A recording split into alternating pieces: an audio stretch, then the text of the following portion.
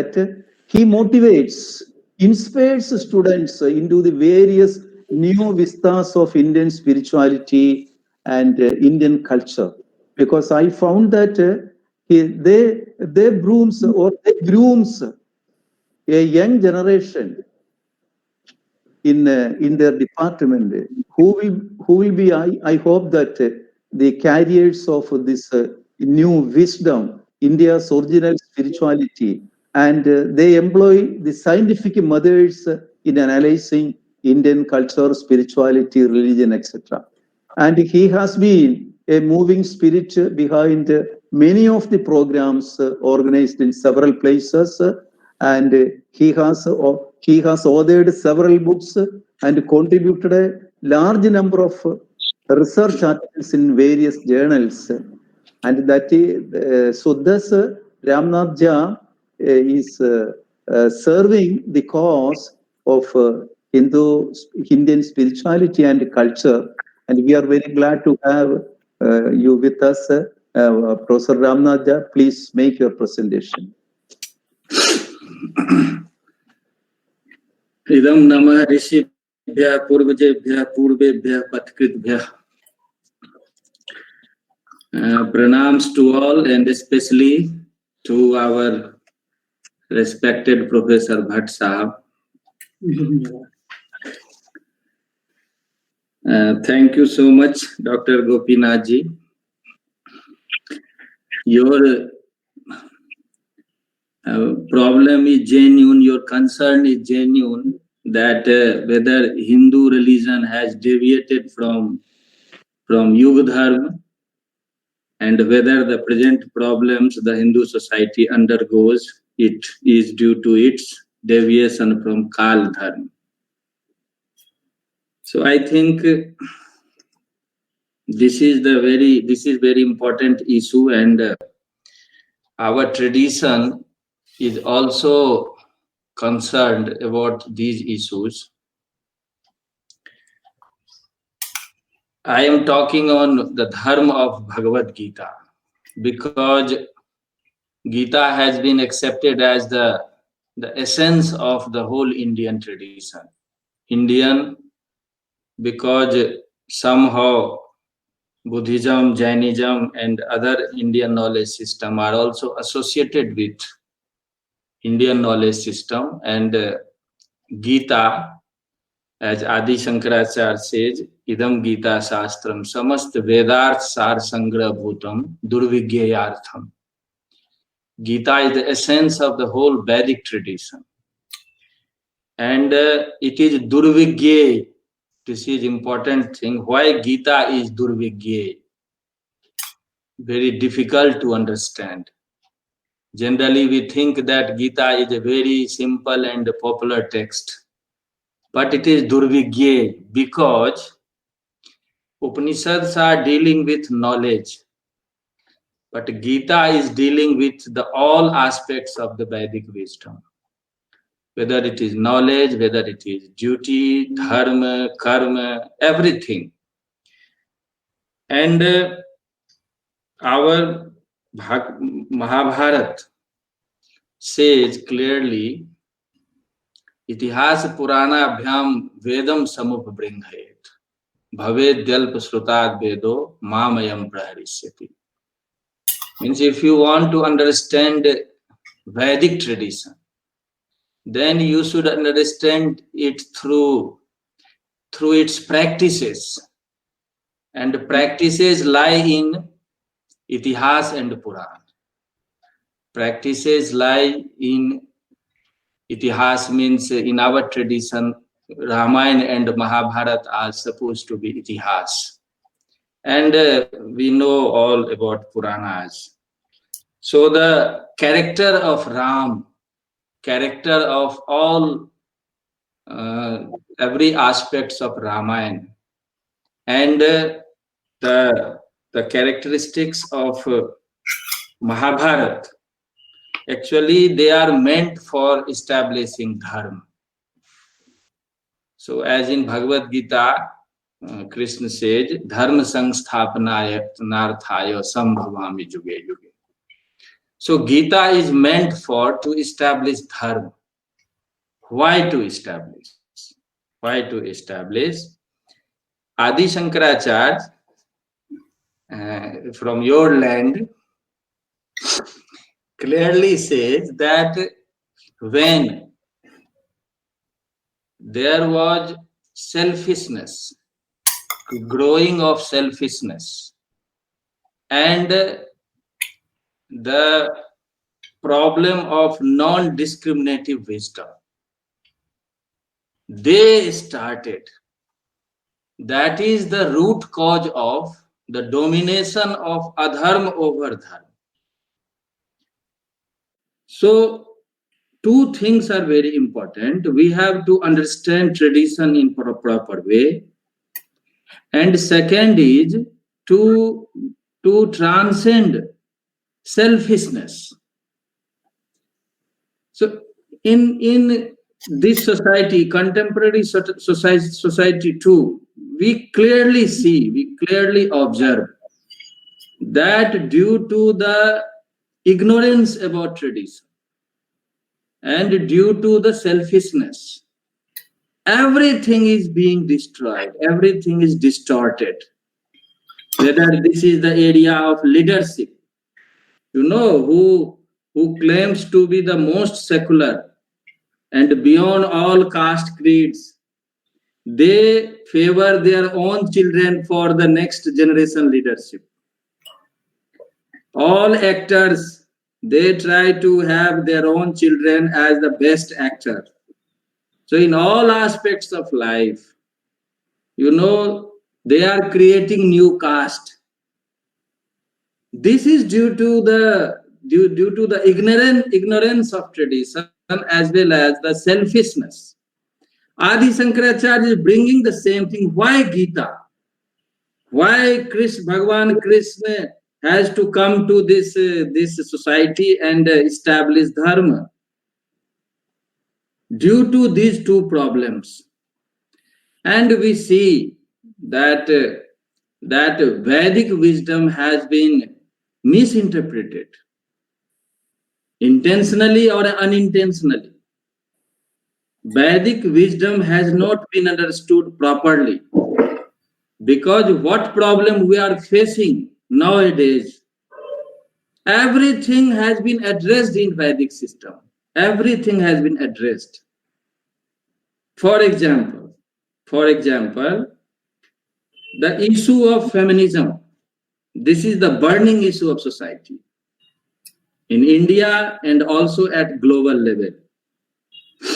But you know, Vedic text is the first text and the most ancient text.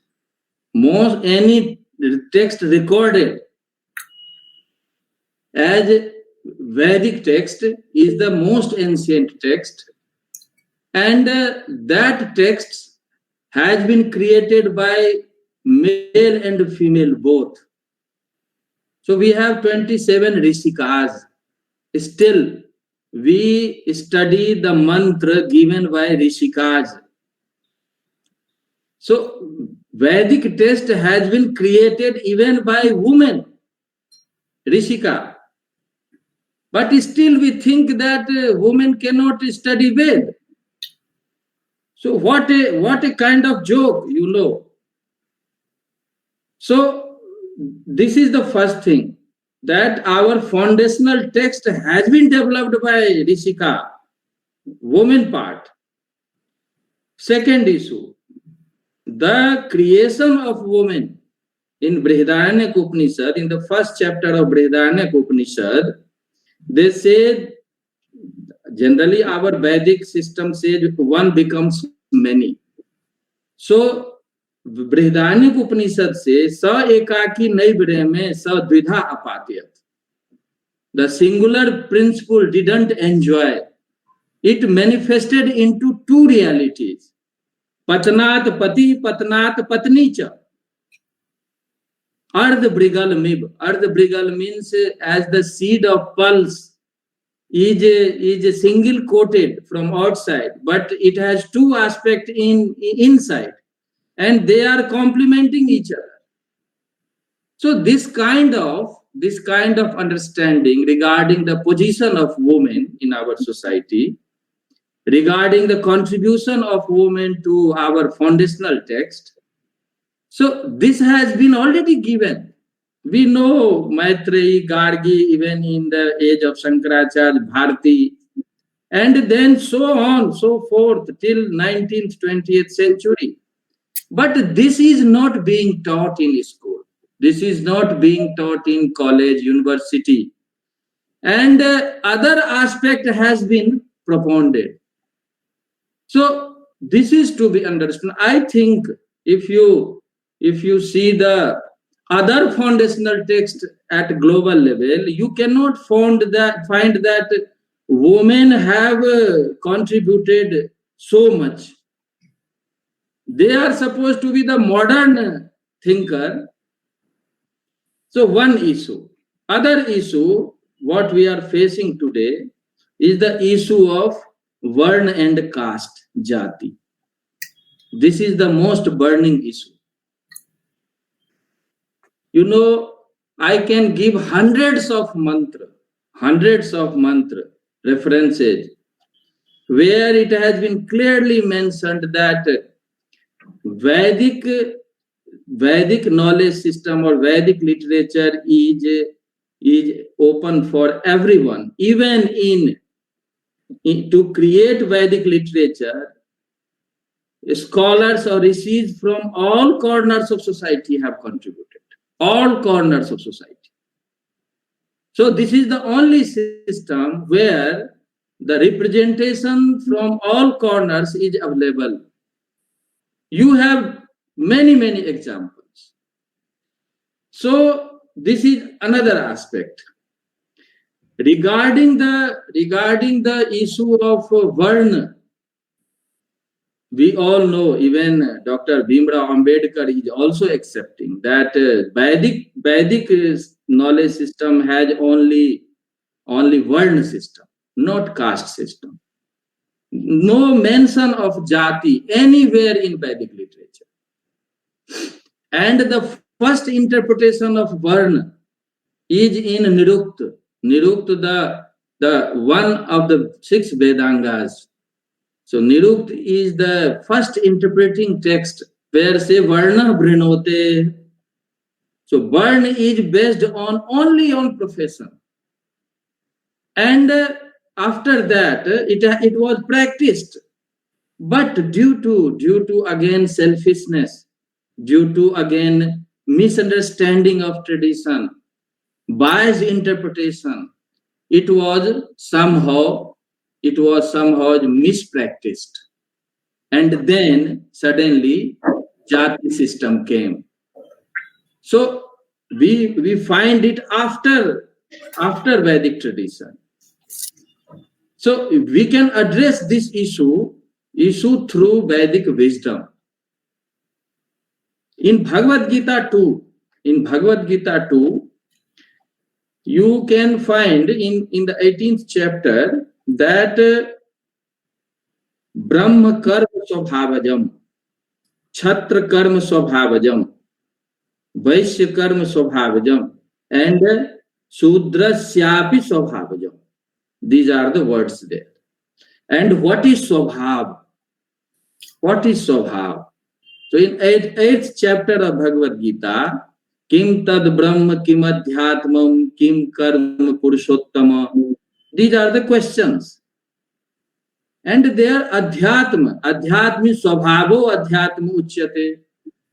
Adhyatma means swabhav. So swabhav is equal to adhyatma. What is swabhav? Swabhav means your understanding of your nature. If you think that body is everything, then it is your swabhav. If you think that mind is everything, senses are everything, intellect is everything, these are your swabhav. And you move accordingly. You do your work, you perform your duty accordingly. But if you think that, no, I am beyond this, my swabhav is the all-pervasive Atma, my swabhav is the all-pervasive Brahma, then you become all pervasive. Then you think for everyone. Then you become a unifying force of society. Then you do perform your duty only for the welfare of society, nothing personal. So it depends upon your swabhav, and whether you accept Varna or not, you have to perform your duty on the basis of your swabhav. Nobody can change you. So if you have swabhav to start business, you are always inclined to start business. So this model was given, and this model is still existing, but we are interpreting it in different way.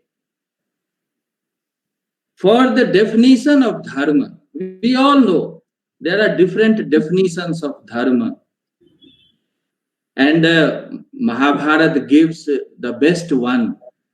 Dharanat dharma ityahu, dharmo dharayati praja, yah syad dharan sanjukta sa dharma iti nishchaya.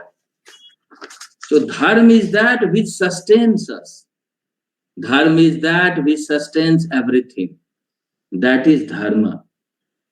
And if you see the definition given by Adi Shankaracharya in the preface of Bhagavad Gita, Shankar Bhas, he say Jagata sthiti karanam praninam cha abhyuday nishreyas hetu sa dharma. Dharma is that which sustains Jagat, sustains cosmos, and that causes the worldly achievement as well as spiritual realization of individual. So this is the dharma. And there are two types of dharma, pravritti lakshan dharma and nivritti lakshan dharma.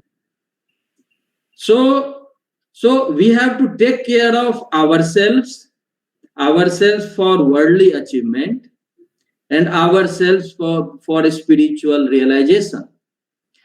And when we think of worldly achievement, then who will decide what is right or what is wrong? Who will decide? So Bhagavad Gita clearly says, Kim karma, kim akarma, iti kavyopyatra mohita, what to do, what not to do. At that stage, even scholars are confused. Sometimes you claim that you are a jnani, but your duty, your performance is just like a foolish person. Because when you are deluded by kam and krodh, lobh, then your scholarship is set aside. So even kavyopyatra mohita, then what to do? Krishna says, karmano hyapi bodhavyam cha vikarmanah akarmanopi bodhavyam gahana karmano gati. So karma should be understood properly. Karma is shastra vihit karma. That is prescribed by our shastra, or you can say even by our constitution. Because constitution is also a kind of a smriti. Smriti is according to kal, according to circumstances, according to the need of the people. So if our constitution is saying something about karma, that is binding. So that is karma. Vikarma means pratisiddha karma. Vikarma means pratisiddha karma, where constitution or shastra is clearly denying that this should not be done. That is vikarma. And akarma means we will do nothing, just alasya, moha. This is akarma. These three aspects should be understood properly. So when we say dharma, then adharma also comes. So what to do, what not to do, both are included there. And Krishna Bhagavan clearly says, tasmat shastram pramanam te karya karya vyavasthito. So you must you must understand the legal aspect of your performance, legal aspect of your worldly achievement. So if you perform anything legally on the basis of Shastra, then that will lead you to the state of happiness. Otherwise, you will have to fall down and you will have to face consequences. So again, in Bhagavad Gita, in the 18th chapter, Krishna clearly said, Jnanam Gyayam Parigyata Trividha Karma Chodana. Actually, it is knowledge that prompts your behavior. It is knowledge that prompts your behavior, and there are three types of knowledge: Sattvic, Rajas, and Tamas. Sattvic Gyan is Sarva Bhutesu Yenekam Bhavam Abhyamikshate Abhibhaktam Vibhaktesu Tas Jnanam Vidhi Sattvicam. When you realize the unifying really force of this universe, of this cosmos, and your behavior is based on that knowledge, you are supposed to be a jnani a possessor of sattvic gyan, and accordingly you perform your duty. Accordingly you realize happiness. So this is one aspect where Rajas and Tamas Gyan, they are supposed to be the Gyan who prompts one to become a kind of selfish. You do everything for yourself, not for society. You do not take care of anything. You just try to satisfy your own sense organs, nothing else. So this should be understood. You should always equip yourself with Sattvic Gyan and just move for the welfare of well-being of society. That has been said as the Lok Sangraha performed by Janak and other Gyanis. So Lok Sangraha is the purpose of Bhagavad Gita and the whole Vedic tradition, and it depends upon your Sattvic Gyan. Rajas Gyan and Tamas Gyan, just for you can say that has been accepted as the Asuri Vritti. In the 16th chapter, Daivi Sampat and Asuri Sampat. So Daivi Sampat means when you do something for worldly achievement, you also take care of society, you also take care of environment and other aspects of reality. That is the Daivi Sampat. But if you think for yourself only, whether it is not acceptable to society, it is not good for environment, then this is supposed to be the aspect of Asuri Sampat. So this should be understood properly. So one aspect, this is for your own development, for worldly achievement. But after achieving worldly things, if you are dissatisfied, if you think that this is also not eternal, this is not providing us ultimate happiness, then you should move toward Atma Sakshatkar or Atma Gyan. So Pravritti Lakshan Dharma and Nivritti Lakshan Dharma both have been mentioned and explained in Bhagavad Gita. Other aspect, just I will take few minutes, other aspect is the environment. So when you say Jagatah Sthiti Karana, this cosmos should sustain, environment should sustain. Bhagavad Gita clearly says that Deva Bhavayata Nena Te Deva Bhavayantuva Parasparam Bhavayanta Sreya Paramavasu. So Dev and human being, Dev means natural forces. The meaning of Dev, Deva Danadva in Nirukta. Danadva means that natural force which gives you unconditionally, which provides you everything unconditionally. For example, our body's temperature has been provided by nature and that is sustained by nature. We get water through nature and that is sustained by nature. Other oxygen, other aspects which sustain us, that has been provided by nature. So nature should be sustained properly. So Dev Puja is very important. Dev Puja means to protect nature. To protect nature, and to maintain it. If you take care of natural things, natural forces, then natural forces will take care of you. So parasparam bhavayanta shreya paramavapsnutha, and this give and take is a kind of cyclic process.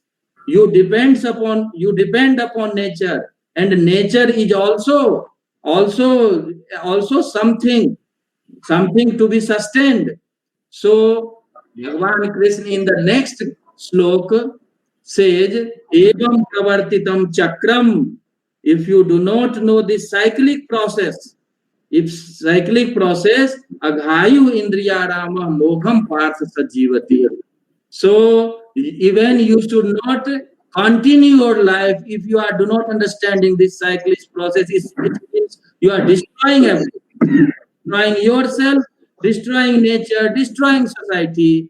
So Gita clearly says that dharma means to take care of environment too, to take care of health system, because yukta har viharasya yukta chestasya karmasu. If you want to even achieve worldly thing, even go for sakshatkar, then you should maintain yourself, you should maintain your health, and that maintenance of health depends upon achar, vichar, uchit vichar, and everything should be perfect. You should take care of everything, proper diet, proper sleeping, proper other things. This kind of yoga actually leads you to the state of happiness.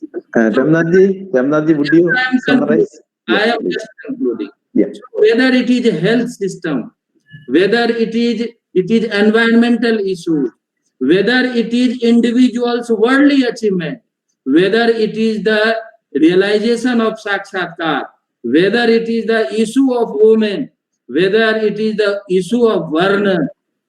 So all these issues which we are facing nowadays, I think that those issues have been addressed properly. But these tradition, this knowledge system is not prescribed in our school, not in our college, not in our university system. So crores of our younger people are totally unaware, and what they are getting, that are not addressing these issues properly. So I think the proper understanding of tradition, and to see the examples as prescribed in Mahabharata and Ramayana, in Puranas, so that will help us to establish proper dharma for contemporary society.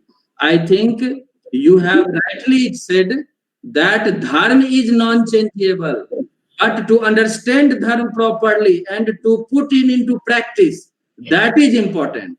If that is done, if this knowledge tradition is prescribed in school, college, and university, I think each and every problem can be solved. Thank you so much, Dr. Gopinath ji.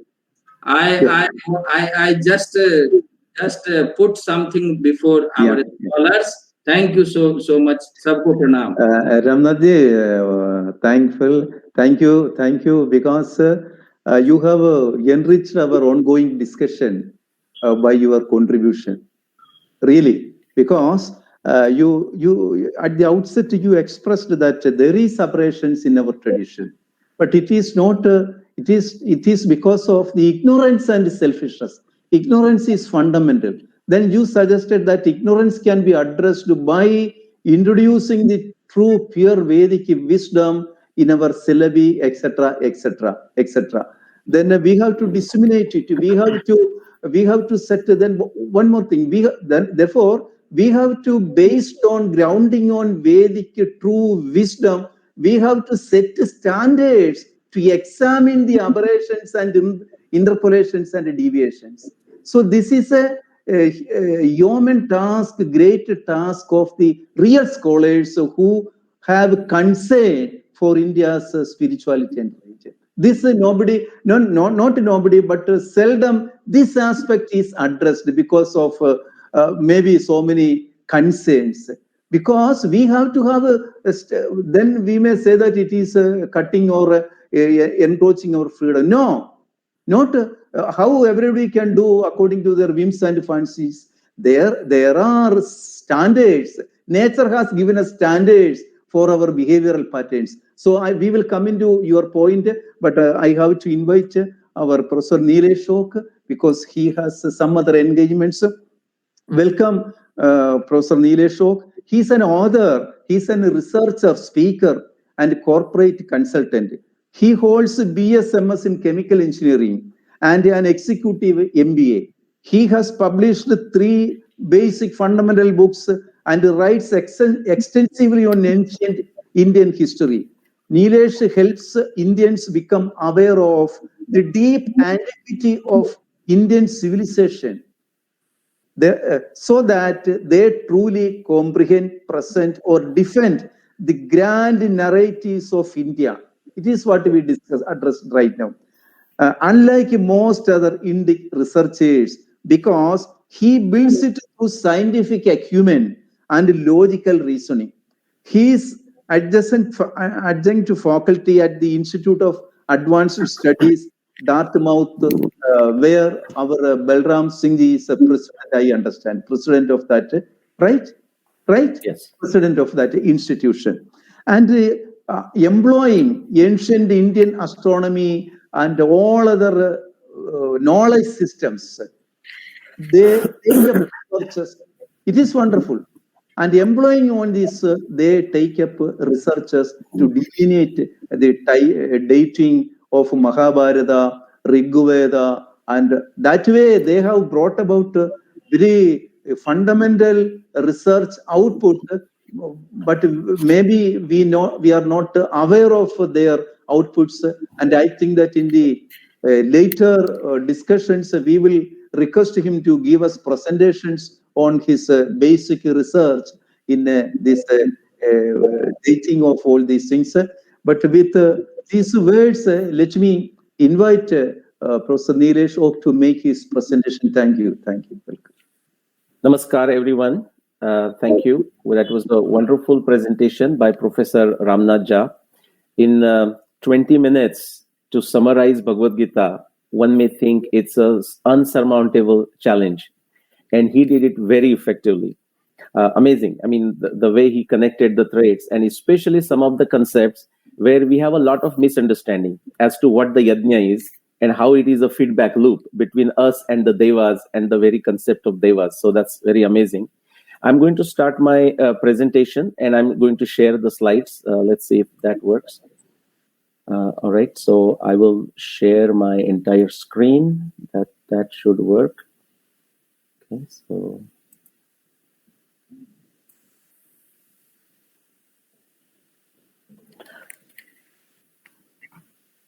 all right, so if you can, someone confirm that Gopinath ji, you can see my screen? Definitely. Okay, all right. Yeah. So my subject, comprehending Yuga and then following Swa Yuga Dharma. Now, as to following Swa Yuga Dharma, Professor Jha explained, like Bhagavad Gita would be a good text. Now, if you want to comprehend this Yuga, our antiquity is so deep, and as Professor Gopinath ji mentioned, that the Dharma is there. Dharma is the foundation. It doesn't change per se, but our understanding of it can get clouded. And so therefore, sometime, and in our case, in the case of Yuga, lot of confusion has entered. Now, if you want to understand that confusion, or if you want to understand a particular subject, how do we do it? There are many ways, of course. Now, Professor John Wheeler, a great theoretical physicist at Princeton University, he said, if you want to understand certain subject, find the toughest problem in that particular discipline and then go solve it. Now, you may able to solve it, you may be successful, you may not be successful, but one thing is assured, you will definitely comprehend that subject. So let me begin with the problem that I started in the context of a Yuga.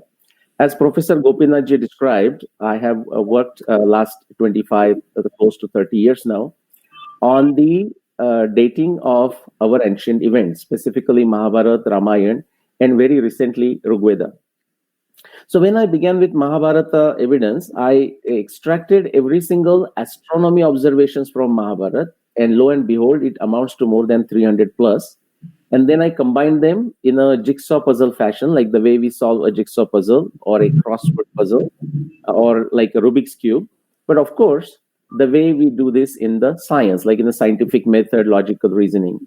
And every single evidence together or individually pointed me to that particular date, 5561 BCE for the Mahabharata, which is more than 7,500 years ago.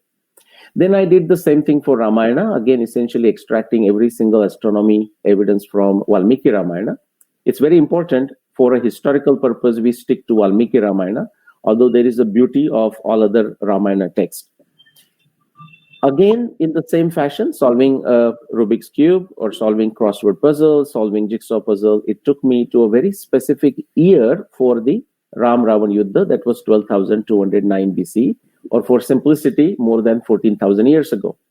And very recently, and it was Professor Balaram Singh, who at 2016, I think it was, or early 2016, he asked me, have you done any work on River Saraswati? And I had indirectly worked on it because Saraswati shows up in Mahabharata and River Saraswati is also there in Ramayana, and now we don't have Saraswati. So definitely it tells us about the time when Saraswati was flowing. And so when he asked me, and I started working sometime in 2016, obviously I did the work on Saraswati, but that indirectly took me to the dating of Rigveda and a very crude timeline that I could establish, but still very for Indian narration, is that the oldest portion of Rigveda, and Professor Jha mentioned the 27 Rishikas and all that, so oldest portions definitely go more than 24,000 years. We don't know how far back that is. And the youngest portion are sometime contemporary with the Mahabharata. Again, many of us know that Vyasa recasted, re-edited the whole Vedic literature at the time of Mahabharata. So it's not surprising if some of the reference from the 6th millennium, the timing of Mahabharata, are part of Rigveda. Now, our today's subject. So far, so good. Now, if you read the Mahabharata descriptions, this is also what you will find. For example, Mahabharata itself says that it occurred at the interface of Dwapara and Kali Yuga. If you go to Ramayana, internally Ramayana, and of course our other extended literature will also confirm that, which is to say Ramayana happened in the Treta Yuga. No problem so far. Now the problem comes, that what Professor John Wheeler refers to, that find the toughest problem and go solve it. I have given the name Yuga dogma, okay? Don't be surprised, don't be scared. What is that Yuga dogma? I'm going to show you many different types of yugas, many different definitions of yuga in a minute. One of those many definitions that number of you would be familiar, which says the Kali Yuga, the duration of Kali Yuga is 432,000 years. Twice that of is a Dwapar, that is 864,000. 3 times that is a Treta. 4 times that is a Satya Yuga. And if you add all of those, they add up to 4.32 million years. And of course, the Kali Yuga, 432,000. Now, many people, when they looked at my research, they looked at astronomy evidence, they looked at how detailed and scientific the work is. They have no problem with the dating. They said, phenomenal. I mean, wow. But whereas they did not have much issue with the Mahabharata dating, they had an issue with the Ramayana dating, not because they had any objection to my astronomy evidence or some other 12 disciplines of sciences evidence that I have presented, but because of this specific definition of a yuga. And they say, hold on now. Now, we do know Ramayana happened in Treta Yuga. And if we also know that Dwapara was 864,000 years. And so Kali Yuga, well, fine, maybe 5,000 years, 6,000 years, 7,000 years, we can live with that. But now you have to definitely add 864,000 years of Dwapara in between. So that takes us to 1 million years ago for the Ramayana. How do you explain that? And I'm saying I don't have to explain it in this fashion. We have to go to the root problem of this very problem and understand why are we sticking to that 864,000 years and why possibly that is wrong. Okay, so that was the problem I went on to solve in the concept of a yuga.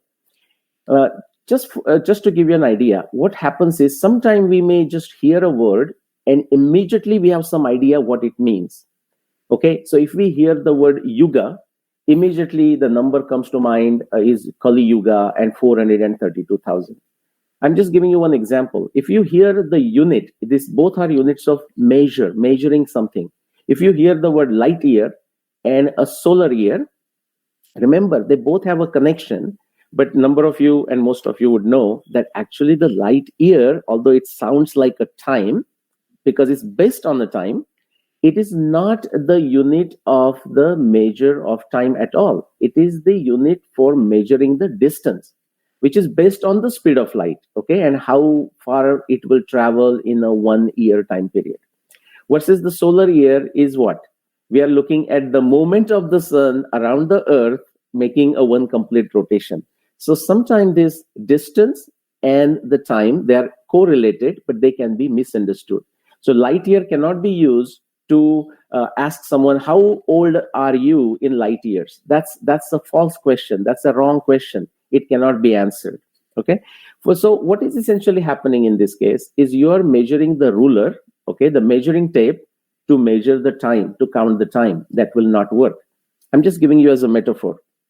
But that has exactly what has happened to this one of the many definitions of a yuga, where it was essentially this 432,000 of Kali Yuga or 4.32 million years of Mahayuga with all 4 yuga together is actually a purely mathematical formulations in astronomy. You can see that in Surya Siddhanta. You can see that in Aryabhatiya, and I'm sure you will see that in many other astronomy texts like Bhaskariya and whatnot. That was a mathematical formulation to estimate, record, and communicate the precise and accurate orbital periods of the grahas, the planets. And that was for astronomy purposes. Of course, we can use it for time calculations if we want to. But that particular mathematical formulation is not to be confused as a measurement device to measure the chronological time for our historical events. But that has unfortunately happened, and that has been used to track, separate, and communicate the historical events. And we use those words, and therefore we say, well, the Ramayana has to be more than a million years. But Valmiki Ramayana has no such evidence. Now let's look at the types of yuga. When we think of yuga, now a number of you are so detailed in your studies, so you would know this. But for a common man, as we said, not everyone is aware of that there are multiple types of yugas. So I try to separate these in this fashion.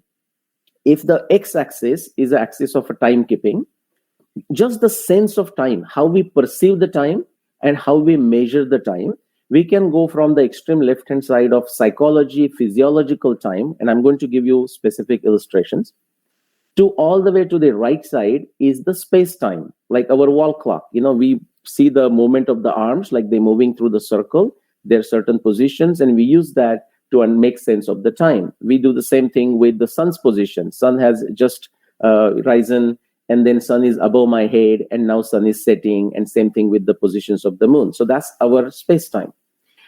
Now, if you take another axis of vertical axis of applicability, so where is this yuga are we applying? Is this for some global universal context that we are trying to understand, or is it for a local or contextual context? And that defines and that changes the definition of a yuga. So for example, I'm going to give you specific illustrations of what I call philosophical yuga. Number of you would know the Aitreya Brahman, for example. It has this in the Panchika 7. It says, Kali Shayano Bhavati, Sanjihanastu Dwaparaha, Uttishta Streta Bhavati, Krutam Sampadyate Charash.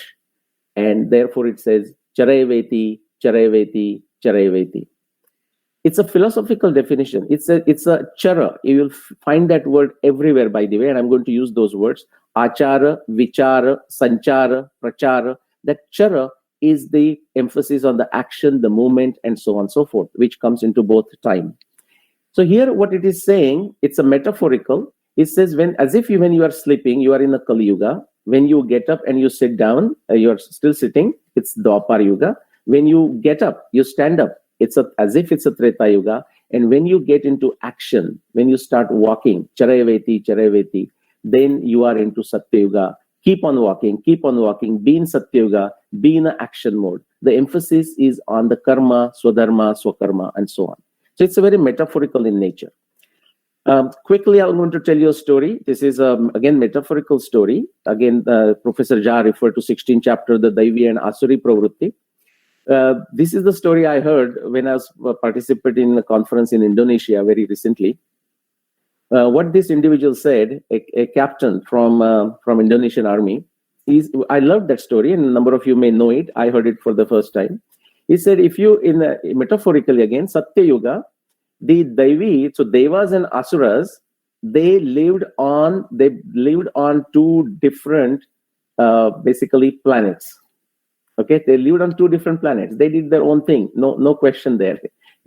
When it came to Treta Yuga, they lived on the same planet. And as a metaphorical, he said, well, the Ram in Ayodhya and Ravan in Lanka, they lived on the same planet. When we come to Mahabharata, the Daivi and Asuri Pravrittis, they lived in the same family. The Duryodhana, both are Kauravas actually, both are Kurus. Duryodhana versus the Kauravas versus the Pandavas.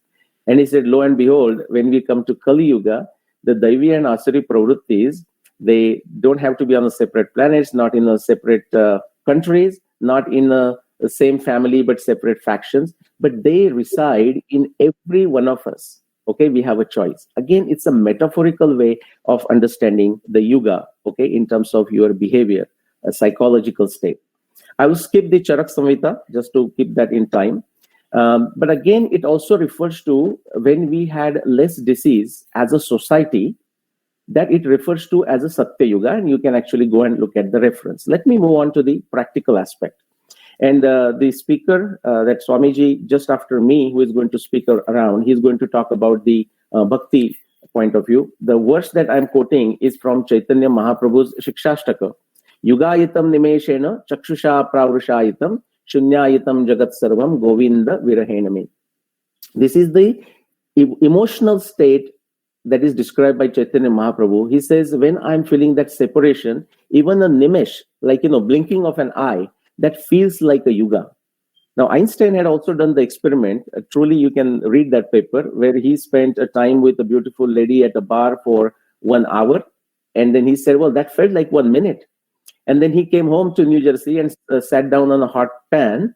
And then when it felt like he's sitting for 1 hour, he got up and he looked at the clock, and it was less than 1 minute. Okay, so the time can warp depending on your mental state, depending on the company you are in. So that is a certain aspect of, but that's also called yuga, by the way. We may talk about the Ramayana Yuga, we may talk about the Mahabharata Yuga. In fact, in our generations, like our father's generation, we'll call that as a yuga for a given family.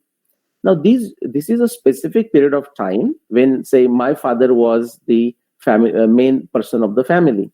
But that time is not going to match with another person's family. So in this case, the yuga is it has a very different sense to it. Coming to Mahabharata, the great definition, Raja Kalasya Karanam. It is the king, it is the administrator who brings a certain type of yuga. Again, you see on the left side, there is an emphasis on a karma, and it's a beautiful one. Because we can do something about the yuga we want to bring. And Mahabharata describes that Bhishma, with his ruling, when these Pandu and Dhritarashtra were young, he brought Satya Yuga in a Dwapar Yuga. Or Mahabharata also describes Parshurama, when he got rid of the misbehaving miscreants, Kshatriyas, he brought Satya Yuga. And Ramayana also, you will see the description, when the way Rama was doing Rama Rajya, it was Satya Yuga in Treta Yuga. All right? Again, I'll skip the Charak Samhita. It talks about the youth, old age, and those as infancy, youth, old age, and then disease and death, as going from Satya Yuga all the way to Kali Yuga. Quickly, the theoretical types of yuga. Geological yugas. If you look at the modern framework used for last 4,500 million years, which is almost the age of the Earth. Okay, what kind of geological formation took place? And they give these different names to it. Okay, if you look like Pleistocene, Holocene, and so on. If you look at the biological yuga, again for the same time period, the history of the Earth, And again, what do you see? You can start saying that, okay, the life began in the water, then it became amphibian in sense of the evolution, then on the land, eventually reptiles, mammals, birds, and so on and so forth. That can be defined using the biological yuga. In fact, a equivalent metaphor in our Sanatan Vedic tradition is, for example, think of a Dashavatar, Matsya, Kurma, Varaha, Nrusimha, and so on. You can find that metaphorical aspect to it. That is not to say that is the only aspect, but the metaphorical aspect is also there. Astronomy competition, the where I started, that 4.32 million years of Mahayuga or 432,000 years of Kali Yuga is a purely mathematical formulation to understand, comprehend, communicate the precise and accurate orbital periods of our planets, our grahas, so that they can be used for various purposes. For various purposes, for a navigation, agriculture, creating the calendars, for that was the purpose. It was never meant for tracking the chronology of historical events, but that's unfortunately what happened. And just I quickly mentioned the Dashavatar of Vishnu as a metaphor, so that's a good one. So what problem we have, the problem that I began with, is essentially we are taking something from theoretical, that is the top right-hand corner area of the yuga concept or yuga definition, and then we are trying to apply it to the bottom right-hand corner, which is that chronological. And for chronological purpose, what do we need? We need a panchang. And thanks to our ancient sages, they have built a beautiful, very precise and very accurate lunisolar calendar. Okay, amazing. I mean, we are still trying to scratch the surface to understand the beauties and ingenious inventions of our calendars from our astronomy text, Panchanga text, but also from our Brahmana text and so on. And that is part of my research. And we also need an objective reference point. And what I am recommending, what I am suggesting to people is the Mahabharata epoch is a good one. That is not to discount the Shalivan Shaka or Vikram Samvat or even the Gregorian calendar. Because right now, Gregorian calendar has become the calendar that the whole world understands. In the long term, we may be able to get them to the Mahabharata Samvat, okay? But it may take a long time. It may take a lot of efforts. But essentially what we need quickly is this. If you want to know the time, what do we need? Reliable movement via moving objects, those the short arm and the long arm. A reference frame to track the movement of moving objects, which is that dial we see 1 through 12, and then sub division of minutes and seconds and whatnot. And we also need a reference starting point. For the first two, as I said, our ancients have given us a beautiful lunisolar calendar. Okay, so we have those short arm, which is what?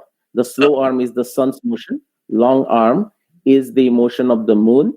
And as a reference frame, we have the 27 nakshatras, and the sun's position tells us these 6 seasons. We have understood the science of a solar year, lunar year, lunisolar year, adhikamas, and making some periodic changes, something very beautiful. And so what I did, this is something I worked on for last 8 years. And I was looking for a tradition of Panchanga makers and who could collaborate with me, work with me as a specific epoch. And the epoch I wanted to choose, I mean, there are multiple options, but I wanted to choose something which is not a relative reference, such as starting with certain king, starting with some reference point, which over a period of time gets into the confusion. Right now, there is whole discussion of Shaka versus Shakantaka, and possibly difference of 600 plus years. Or exactly Yudhishthir Shaka, when did that begin? And people, everyone has started their own Shaka sometime on behalf of someone. So Yudhishthir Shaka is not started by Yudhishthir, but it creates this confusion. So right now, if you look at the Bharat Dinadarshika, anyway, so what I had to work on this for 8 years, since 2012. Finally, I succeeded at the beginning of the COVID period, March 2020 last year. And now this is updated every day, 5:30 in the morning, India time, on Twitter right now. There are plans to turn this into application, add a muhurta, everything. And so person should able to see the muhurta, tithi, nakshatra, everything for their individual location. But we are far away from that. But we wanted to make people aware. And so if you see you can see Gregorian's date, you can see the Saura date, You can see the Shalivan Shaka, and Saura date has the Vikram Samvat. But you can also see the Mahabharat Samvat, that's 7,581. And all of this will change to the next year. So 7581 becomes 7582 on the day of spring equinox, Vasanta Sampad, that's 22nd or 23rd of March. Same thing for the Vikram Samvat, or same thing for the Shalivan Shaka. All right. So it is possible to separate the yuga into 4 different categories so that we apply the right one. So quick summary, there are different types of yugas. Broadly speaking, 4 different categories of yugas. They should not be mixed. Each one of the yuga category has a purpose. It can be psychological, it can be philosophical, it can be theoretical, it can be practical, it can be chronological, but they should not be mixed. We together can change the yuga of a philosophical type. I'm talking of the left side with the emphasis on the karma. We can do exercise to bring our health from, say, a Kali Yuga back to Satya Yuga, or from a Dwapar Yuga to Treta Yuga, and so on and so forth. Okay, we can take certain nutrition to keep ourselves youthful, and then that will bring us, in spite of our chronological age, back to, say, Treta Yuga. We can change it. Same thing with our action, Swadharma. Each of us individually can change yuga of a practical type, that is the Swadharma, Swakarma, okay? And just you can see, which is the problem I started with, enough damage is due to the application of theoretical yuga to chronological yuga. And let's correct that course. And Panchanga and Mahabharata Samvat can be referenced, can be used as a Bharat Dinadarshika. That's something we all can use, and that's my humble proposition. And I want individuals to actually critique it. So with that, I'm going to stop quickly. I'll just show you the pictures of my books. These are the books available through Subbu Publications in India. You can order online.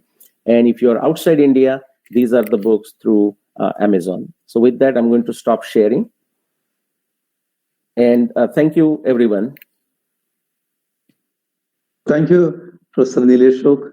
Because your presentation grounding on very scientific empirical data understanding, tilts all our previous understanding, traditional understanding on yuga, etc., etc.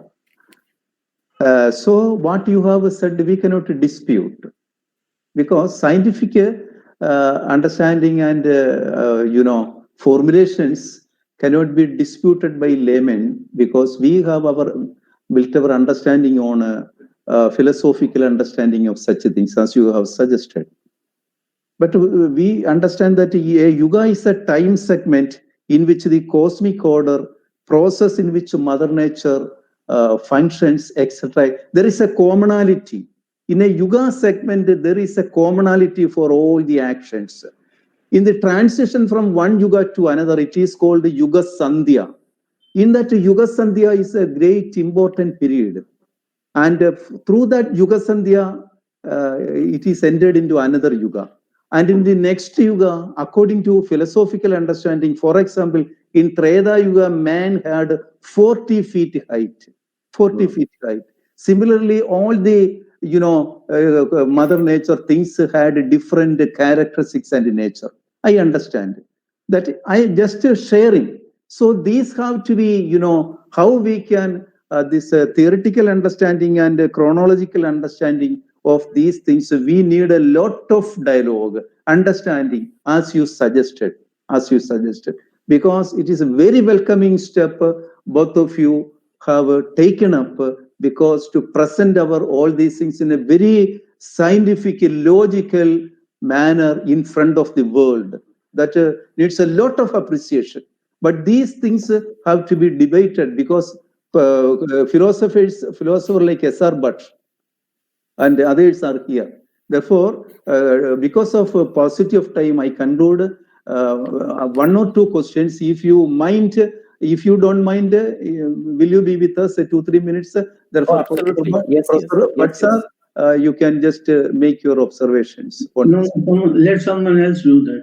Pardon? Let someone else do that. But you are the right person. No. Because You can be, Professor, but you can be very brutal. yeah. Start with- Otherwise, it's not observation. yeah, right. Start with Professor Bhatji. Yeah, we request. Yeah. See, we have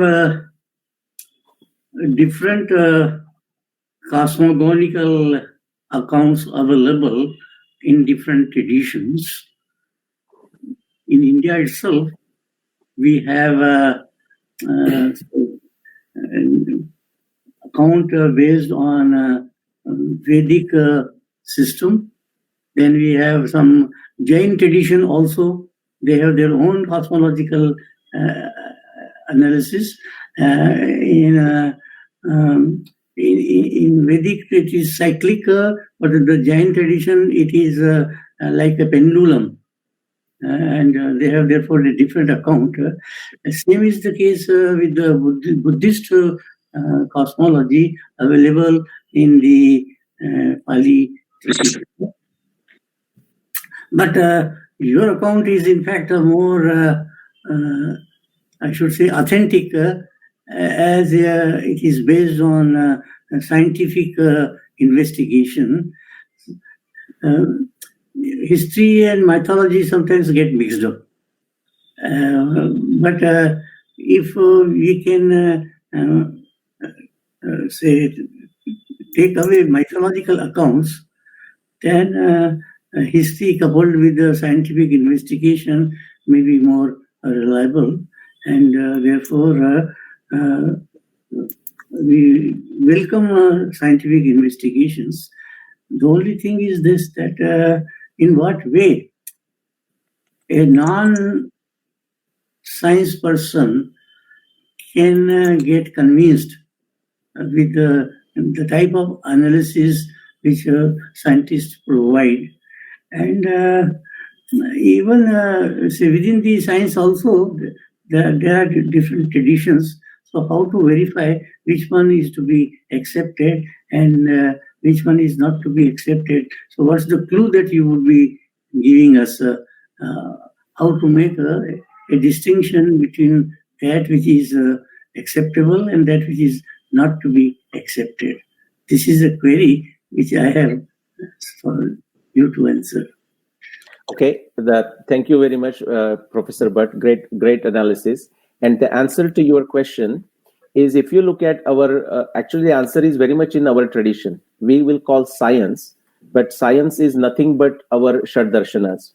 In fact, when you look at the modern science, and I'm studying Professor Karl Popper for 30 plus years, the best philosopher of science, philosopher of science is considered. And he's amazing. I'm impressed by him. But when I take his analysis and compare with, say, Nyaya Darshana or Sankhya Darshana, I find even his analysis to be trivial. So my answer is, the answer is there in our Shad Darshanas, and all of the Darshanas consider Pratyaksha, the objective testing, as the highest pramana. And that should be our way to go and explore, no matter what these different views are. Now, Pratyaksha is empirical, based on five cognitive senses coupled with mental reasoning, or it is trans-empirical, because we have both in our tradition as well as in Jain and Buddhist tradition this availability of trans-empirical knowledge. The Yogika Pratyaksha is much different from our ordinary empirical Pratyaksha. So some people may deny the veracity to Yogic Pratyaksha. Okay. Yeah, I don't. I consider Yogic Pratyaksha as a part of a Pratyaksha. No, but in Yogic Pratyaksha, is there any role of the empirical senses? Very much so. For example, if you see Patanjali Yoga Sutra, he says meditating on the Dhruva gives you the knowledge of a moment. So as much as, the yoga shastra sadhana is given, but it also makes use of the Pratyaksha in the sense of empirical. And he says, whatever knowledge you get through the yogic sadhana, it is to be used for the welfare of the society. That is also, there is a sutra in Patanjali about that. Or if you go to Samadhipat, the very first beginning, in fact, Professor Bhatt, I would say 3 sutras come in a sequence.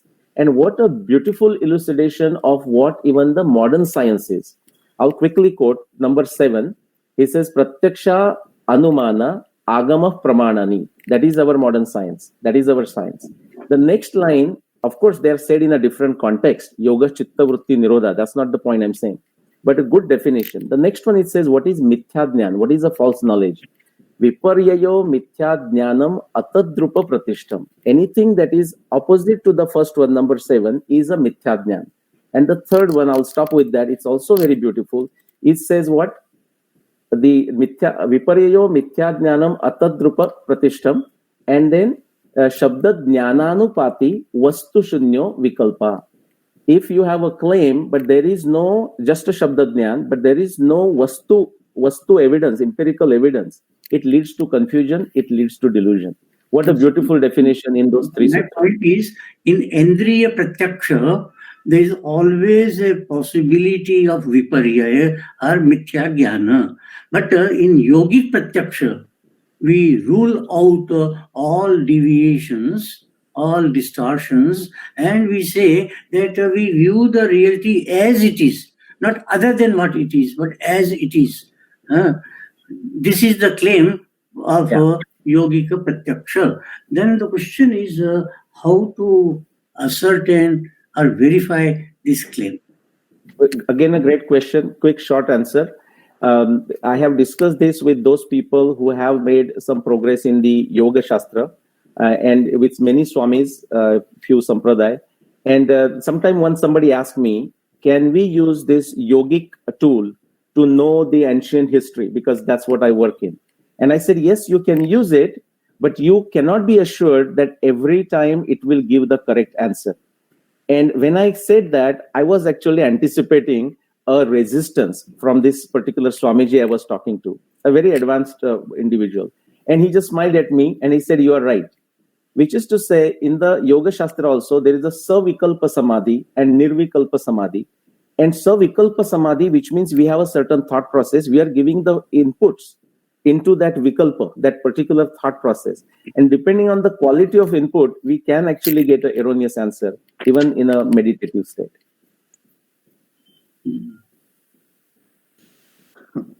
So I think can I make a small comment? Yeah. By the way, so but sir, I feel that we need very focused. If our Nileshji permits in the coming days when he gets time, because our other scholars and not only scholars who are much concerned about this philosophy, spirituality will be benefited because this is such a deepest area where we have not delved upon elaborately. So Swamiji, you can ask a question in 1 minute. Yeah. Thank you. Yeah. Thank you, Professor Murthy, Nilesh. and Professor Murthy also wants to put one question after Swamiji. And yeah, please. Thank you, Professor Nilesh Yogji. Very nice presentation. I have some, like doubts about science can ever talk confidently about history. Because I myself, have studied about, the chronology of, the fossil record, and how they are fighting with the dates in the publications. You can look into that. Somebody is saying this many million years, and another person, same study says another adding millions of years or subtracting millions of years. And they are guessing about, whether a dinosaur was a vegetarian or non-vegetarian. They are guessing. But the fact is that you don't know your date of birth from scientists. No scientist can tell you what is your date of birth. Only the person who recorded your date of birth can, tell you what is your date of birth. Even to talk about our own, history. And what to talk about so many millions of years of history.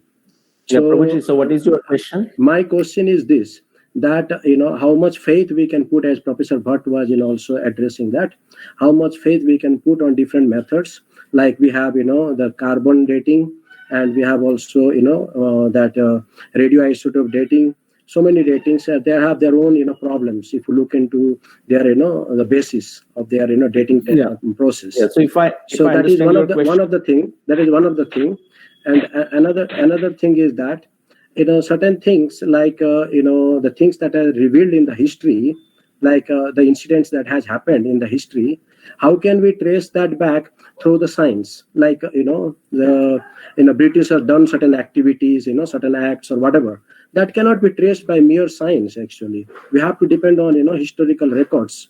So Okay. both has to be given emphasis, not just one-sided. And prataksha approach, what Professor Bhatt was addressing, that is very, very important. See, I can see at present two railway tracks are meeting at distance.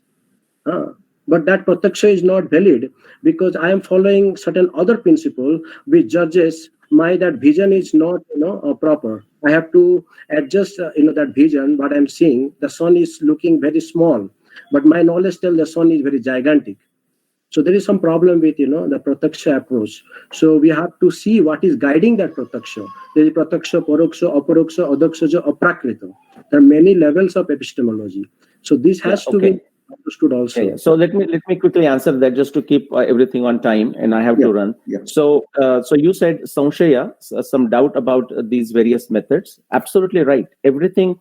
See, whereas the creative doubt, devil's advocate, is an important principle. Nyaya Darshana gives a very high respect for it. Same thing with the Vijnana Buddhi. All Shad Darshanas give a importance to the samshaya. The samshaya has to begin, but samshaya cannot stop. The jidnyasa cannot stop at a kutuhal, just a mere curiosity. It has to turn into what Vachaspati Mishra mentions, in his Bhamati, saprayojana and sandigdha.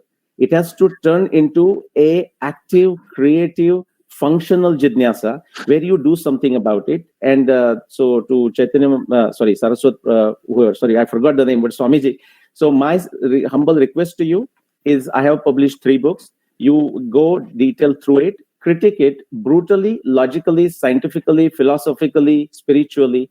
And if you are, so you will find a lot of things, and you will find why you can trust it. You can also find its limitation, just like you talked about carbon-14. And it will be a great thing. For example, if you and me, after you study my books, you and me, we can do vade jayate tattva bodho. If we can do a open discourse, we can have an open discussion.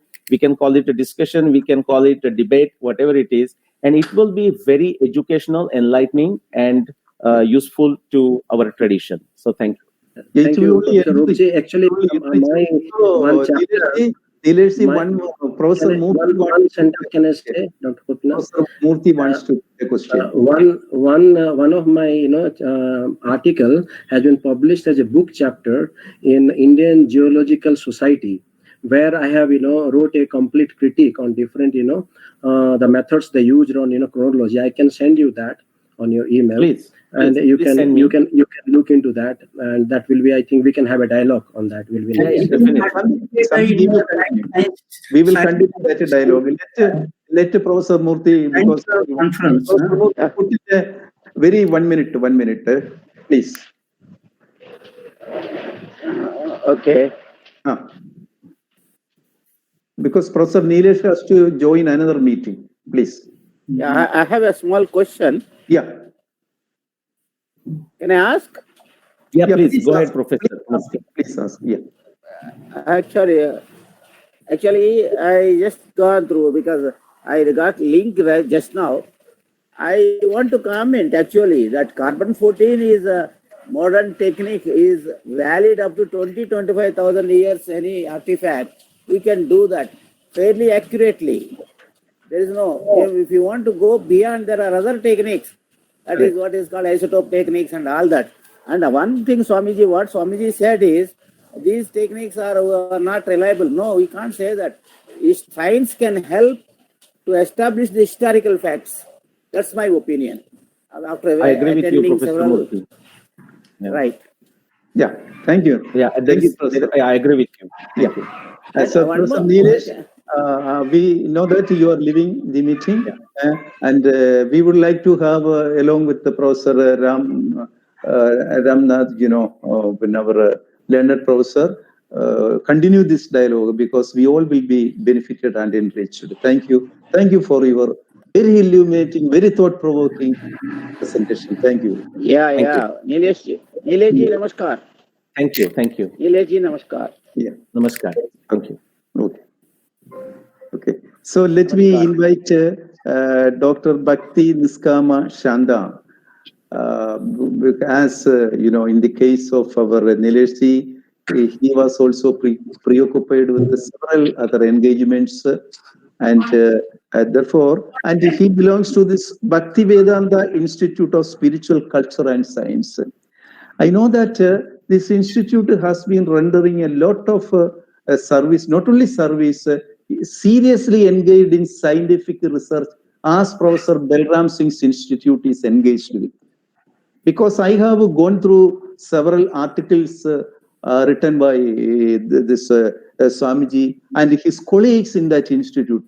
All are very, eye-opening research papers on the. They are looking at this philosophy and spirituality from modern science, but they are questioning the limitations, or they are bringing out the limitations of modern science in unraveling the basic truth or satya in our tradition or in nature. That way, their contribution is very, very, helpful in understanding or in addressing many of our problems or unanswered questions. But I think Swamiji will also join us in our future dialogues on these specific issues. Because paucity of time, I invite Dr. Bhakti Niskama Shanda to make your presentation. Thank you, Swamiji. Dr. Gopinath ji, is it possible that you can share my presentation?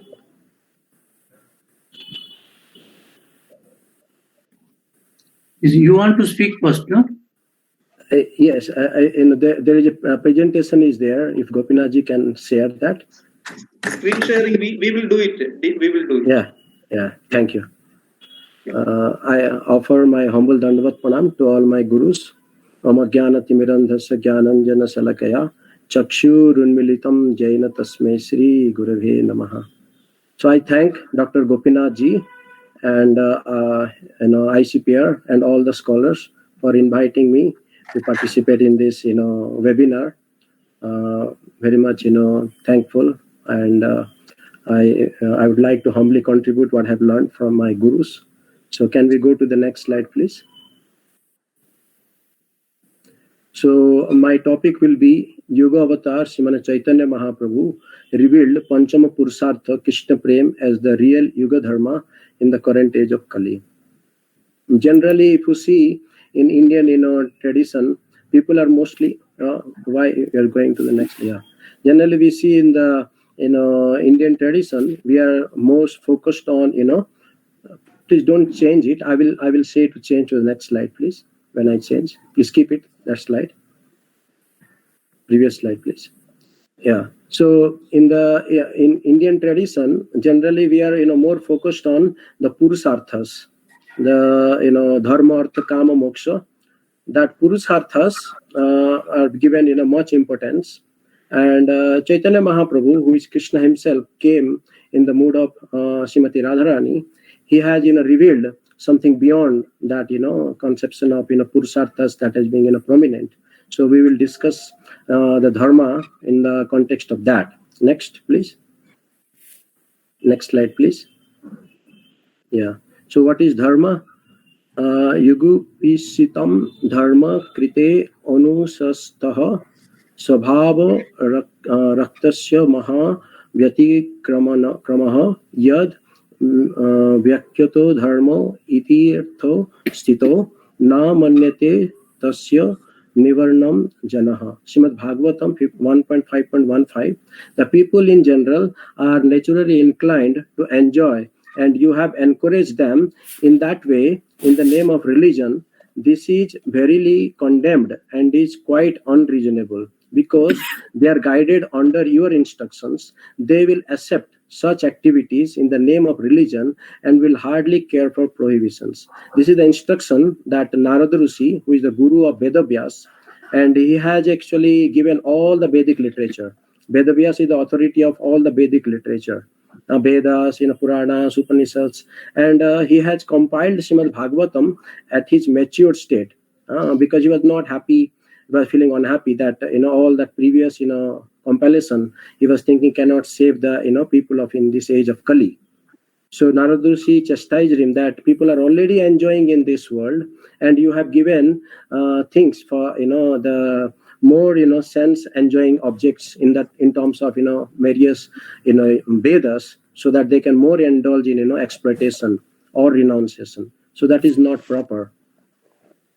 So another thing that we find in Mahabharata, which is being spoken by Yudhishthir Maharaj, Tarko apratishta sutayo vivinna nasav rishi yasya matam na bhinnam dharmasya tattvam nihitam guayam mahajana yona gatasa pantha. Dry arguments are inconclusive. A great personality whose opinion does not differ from others is not considered a great sage.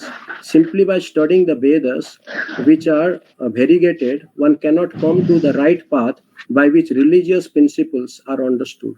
The solid truth of religious principles is hidden in the heart of an unadulterated, self-realized person. Consequently, as the Shastras confirm, one should accept whatever progressive path the Mahajanas advocate. So here, the dharma is as explained by Yudhishthir Maharaj himself is a Mahajana, as explained in Srimad Bhagavatam. Dvadas Mahajans are there.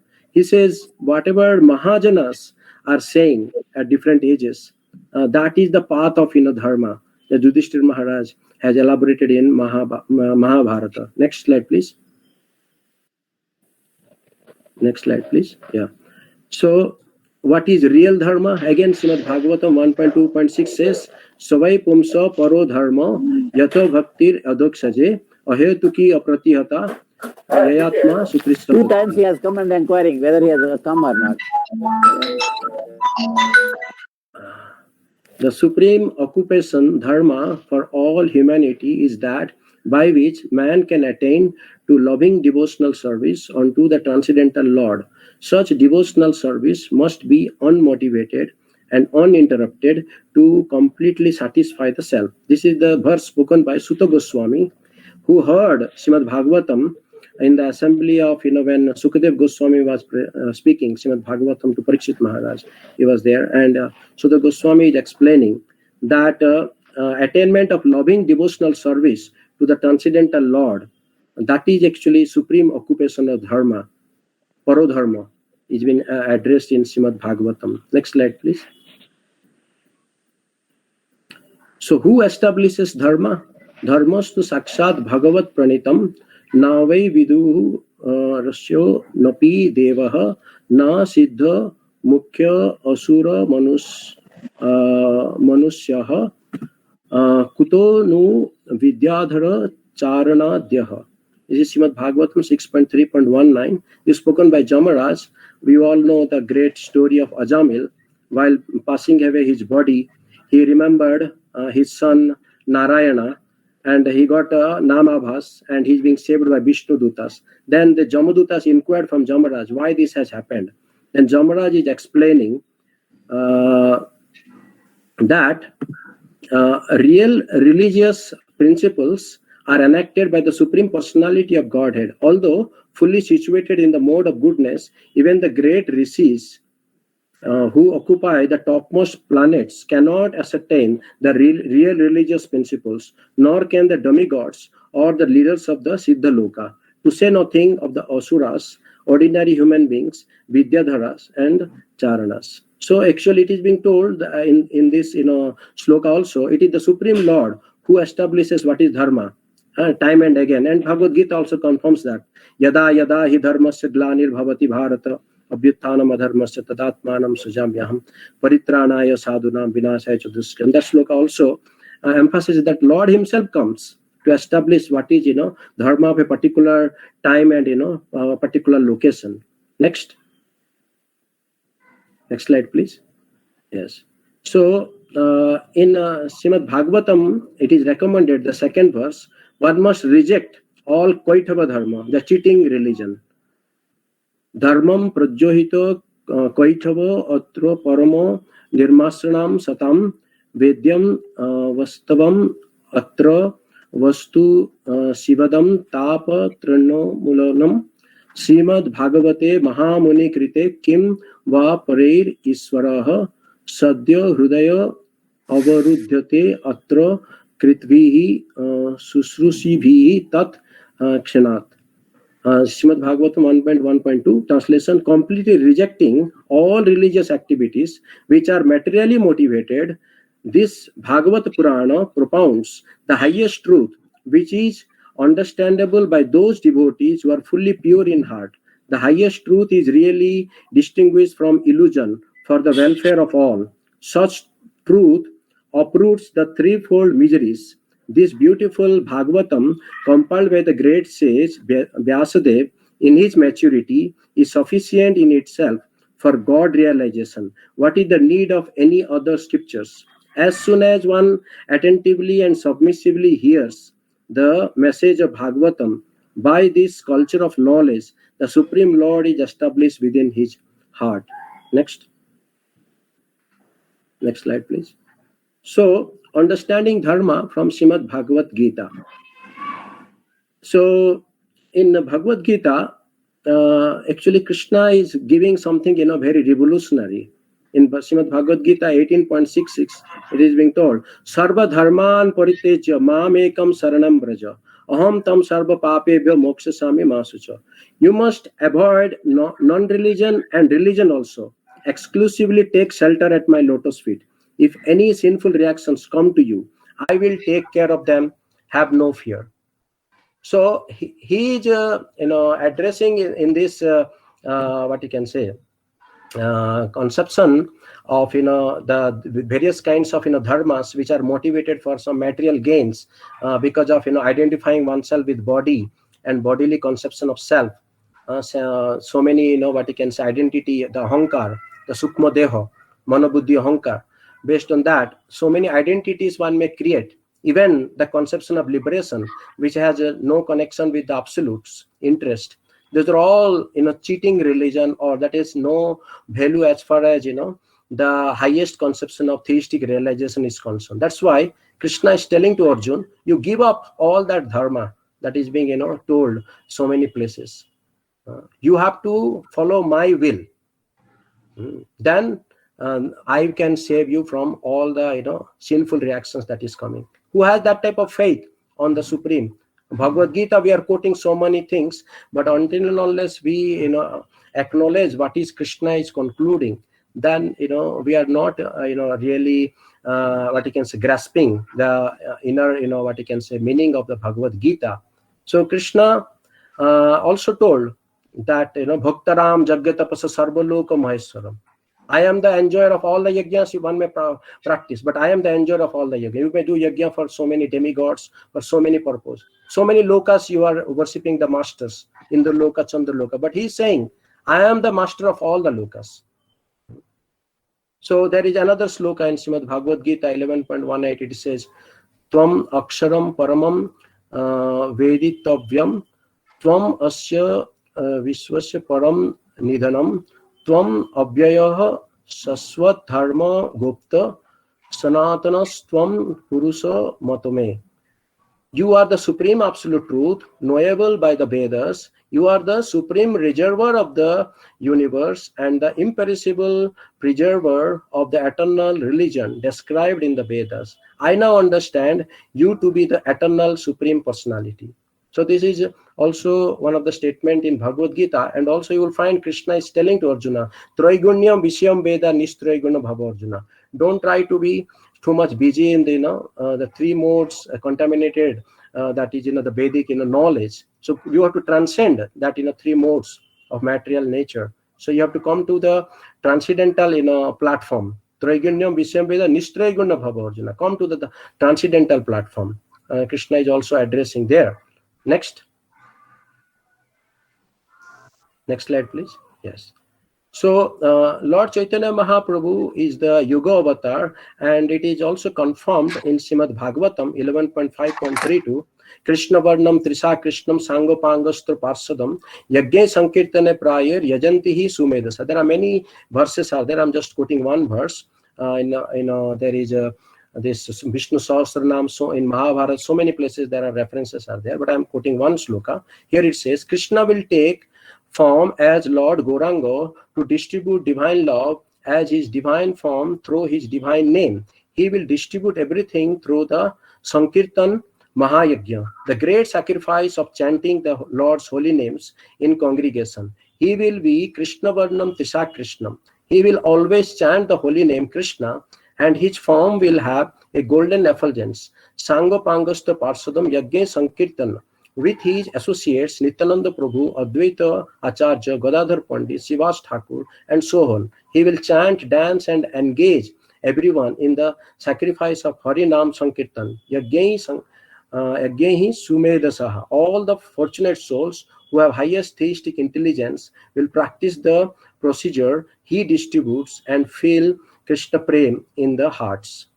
So there is another sloka in Srimad Bhagavatam 12.3.51. It says, Kaler doso nidhi rajam astihi eko mahan gunaha kirtanat eva krishnasya mukta sangha param brajet. O king, this age of Kali is a reservoir of inauspiciousness, yet it has but one glorious quality. In this age, simply by chanting the holy name of Sri Krishna, the soul is freed from the bondage of Maya and attain to the shelter of the Lord himself. So we know different ages have different lifespans of the living entity. In Satya Yuga, the living entities have 100,000 years lifespan. In Treta Yuga, 10 times reduced, it is 10,000 years. In Dwapar Yuga, it is 1,000 years, the order. In the Kali Yuga, 100 years. So different ages, different types of practices for God realization is prescribed as the dharma. In Satya Yuga, it is Dhyan, Treta Yuga, Yajna. In Dwapar Yuga, Archan. And Kali Yuga, it is Harinam Sankirtan. So that, Yuga Dharma is being inaugurated by Lord Chaitanya Mahaprabhu 500 years back. He appeared at Nadia, Navadip Dham in Bengal. Next slide, please. Yes. So real nature, dharma of the Jiva soul. When we call dharma, dharma also represents nature. Water has a dharma, it to flow. So what is the nature of the Jiva soul? So that is very, very important. That is the dharma. That is known as Jaiva dharma, the real nature of the Jiva soul. So Mahaprabhu being asked by Sanatana Goswami, Ke ami kenamare jale tapatra. Who am I? Why am I suffering in this world? Then Mahaprabhu replied to him, Jivero Swarup hai Krishnero Nitya Das, Krishnero Tatastha Sakti Bheda Bheda Prakas, Suryam sa Kiranam Yasche Agni Jwala Chai, Swabhaveka Krishnera Tino Prakara Sakti Hai. It is the living entity's constitutional position to be an eternal servant of Krishna because he is the marginal energy of Krishna and a manifestation of simultaneous one with and different from the Lord. Like a molecular particle of sunshine or fire, Krishna has three varieties of energy. So Krishna has three energies, Bahiranga Sakti, Antaranga Sakti and Tatastha Sakti. Jiva is the Tatastha Sakti. And the same thing is also confirmed in Bhagavad Gita 7.4. The Maya is explained also as the energy of the Krishna. This is Saktiman, Saktibad principle.